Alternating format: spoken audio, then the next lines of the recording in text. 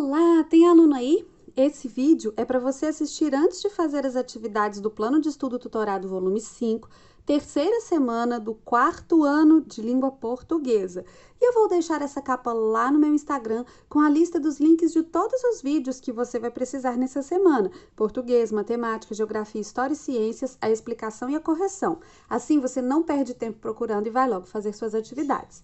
Meu nome é Ludmila Lima, eu sou professora, psicopedagoga, dou aula há mais de 13 anos na rede pública do estado de Minas Gerais e você me encontra no Instagram e nas redes sociais pelo meu nome mesmo. Bom, eu vim falar um pouco sobre estratégias de leitura, tá bom?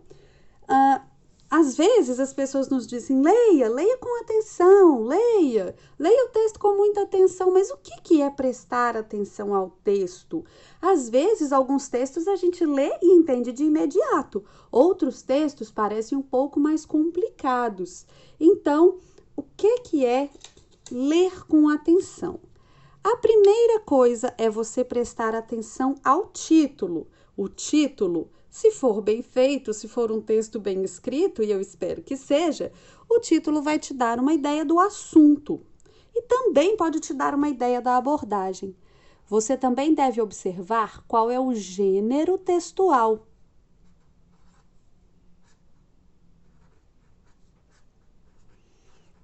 Os gêneros textuais, eles trazem abordagens diferentes, formatos diferentes, de acordo com a finalidade, de acordo com o motivo para que aquele texto foi escrito.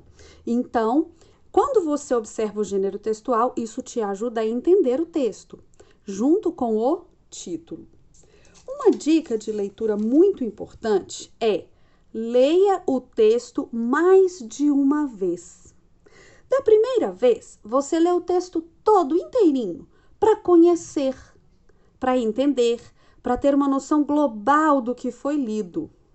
Da segunda vez, você pode partir o texto em partes, em parágrafos, por exemplo, e identificar para cada parágrafo um assunto, o que é que está falando ali. Assim, você vai ler o texto de uma forma mais analítica e vai entender melhor. Uma dica para partir o texto em sentidos menores é que você faça subtítulos. Invente um título para cada parágrafo do texto ou para cada parte que você dividiu. Assim, você vai entender bem melhor esse texto. E a terceira dica é marcar. Usar um marcador de texto para marcar o que é realmente importante no texto, realmente relevante. Os detalhes você deixa só para enriquecer o texto, para acrescentar. Marque o que é importante, assim você tem uma boa referência ao buscar informações no texto. Outra coisa importante, quando nós estamos lendo para entender realmente um texto, é identificar alguns elementos que devem estar presentes no texto. Aí, você volta ao gênero textual. Se você está lendo um conto, uma fábula, um conto de fadas, um texto narrativo, pode até mesmo ser uma notícia, por exemplo, mas um texto narrativo, você pode se perguntar lugar, tempo, personagens, conflito, ou seja, se eu estou lendo uma notícia, que é um gênero narrativo, o que eu posso observar? É um gênero jornalístico, mas é narrativo, tá bom? Eu posso me perguntar, lugar, onde essa notícia aconteceu? Onde esse fato aconteceu? Tempo, quando foi isso? Quando aconteceu? Personagens aqui no caso são as pessoas envolvidas, com quem aconteceu isso. Conflito seria o problema, né? O próprio assunto, o que é que aconteceu, né? Se foi um acidente, se foi um assalto, se foi uma premiação, o que é que aconteceu? Isso, a mesma coisa para contos, por exemplo. Onde acontece essa história? Quando ela aconteceu? Quem são os personagens? Qual é o conflito? Qual o problema que aconteceu para ter uma história? Afinal de contas, se não tiver problema, não tem história. E assim por diante. Você também vai se perguntar sobre o desfecho, você vai ver como é que as coisas aconteceram, né? Então, isso tudo você pode até mesmo marcar no texto.